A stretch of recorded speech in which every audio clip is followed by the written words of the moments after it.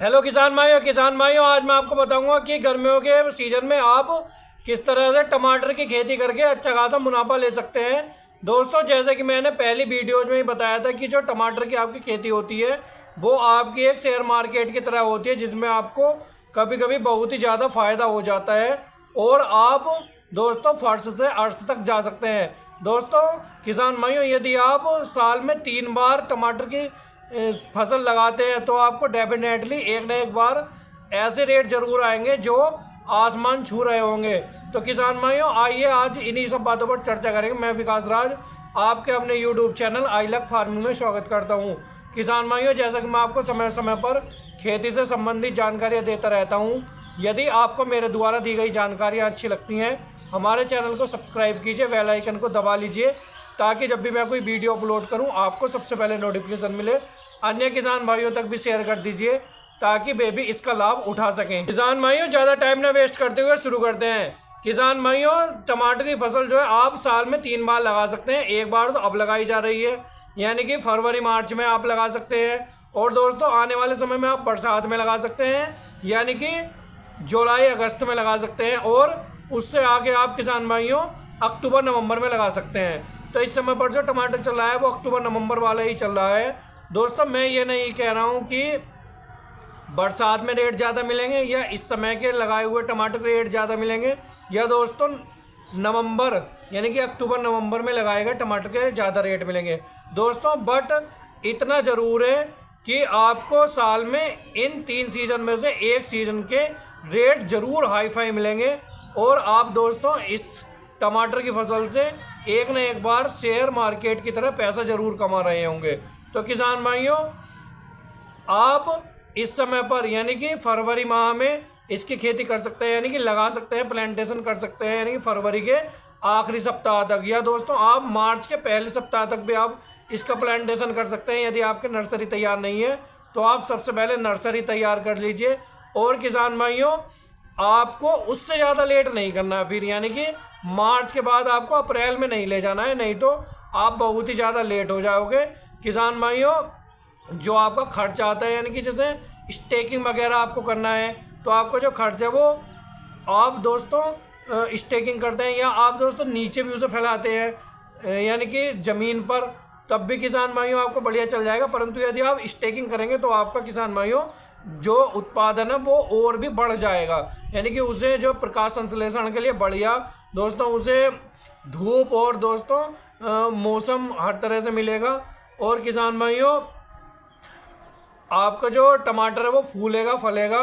और किसान भाइयों, यदि आप उसे नीचे फैलाएंगे तो थोड़ी ग्रोथ में दोस्तों किसान भाइयों उसमें थोड़ा सा अंतर आ जाता है, और आपको प्लास्टिक मल्च वगैरह बिल्कुल बढ़िया से आप यदि आप बढ़िया करके इसका मैनेजमेंट कर सकते हैं तो किसान भाइयों 300 कुंटल से आप इसका उत्पादन 700 कुंटल तक ले सकते हैं।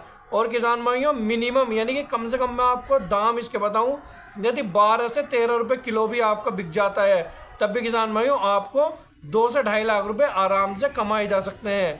और इसमें खर्च क्या आएगा किसान भाइयों, यदि आप इसका बढ़िया से बढ़िया आप इसका करते हैं तो आपका 60 से 80 हज़ार रुपये का खर्च आ जाता है, यानी कि खाद वगैरह और जो प्लास्टिक मल्च है, स्टेकिंग है, और जो इसका बीज खरीदते हैं आपको बढ़िया कंपनी का, यानी कि दोस्तों आपके यहाँ के जिस तरह का इसका बीज चलता है उसी वैरायटी का आपको बीज खरीदना है। और किसान भाइयों आप देखिएगा कि आपको टमाटर से बढ़िया अच्छा खासा उत्पादन मिलेगा, बशर्ते दोस्तों आपको मैनेजमेंट तो इसका बढ़िया रखना ही है। ये दोस्तों मैं आपको हर वीडियो में बताता हूँ। और किसान भाइयों आपको 3 से 4 कल्टीवेशन भी कर देने हैं। किसान भाइयों, जो पिछली फसल के अवशेष होते हैं वे अगली फसल में यदि चले जाते हैं तो किसान भाइयों उससे रोग बीमारी यानी कि नेमाटोड की बीमारी की संभावना बढ़ जाती है। परंतु किसान भाइयों आपको परेशान नहीं होना, अच्छे से जुताई करनी है, और दोस्तों ताकि वो जो पिछली फसल के अवशेष उसमें रह गए हैं आपके खेत में वो आपके खेत में अच्छे से मिक्स हो जाएं। किसान भाइयों, जो आपके जो टमाटर में रोग बीमारी देखने को मिलती है वो आपके ब्लाइट की समस्या देखने को मिलती है किसान भाइयों, परंतु इस समय पर आपके ब्लाइट की समस्या देखने को न मिलती है, यानी कि बरसात के सीजन में आपके यहाँ पर ब्लाइट की समस्या ज़्यादा देखने को मिलती है। और दोस्तों जो चेपा टाइप का होता है वो भी आपके टमाटर में आ सकते हैं। परंतु दोस्तों जो आपके खेत में नमी है, आपको दोस्तों ज़्यादा नमी अपने खेत में नहीं बनाए रखना है। ये दोस्तों इस तरह के जो रोग हैं जैसे चेपा हो गया और किसान भाइयों जैसे ब्लाइट हो गया ये, और जैसे सफ़ेद मच्छर हो गया, ये दोस्तों आने वाले समय में आते हैं, परंतु ये ज़्यादा नमी के कारण आते हैं। परंतु यदि आप मैनेजमेंट ठीक रखते हैं और दोस्तों आप रख रखाव बढ़िया से रखते हैं, निराई गुड़ाई करते रहते हैं समय समय पर, तो किसान भाइयों आपको ये रोग वगैरह देखने को नहीं मिलेंगे।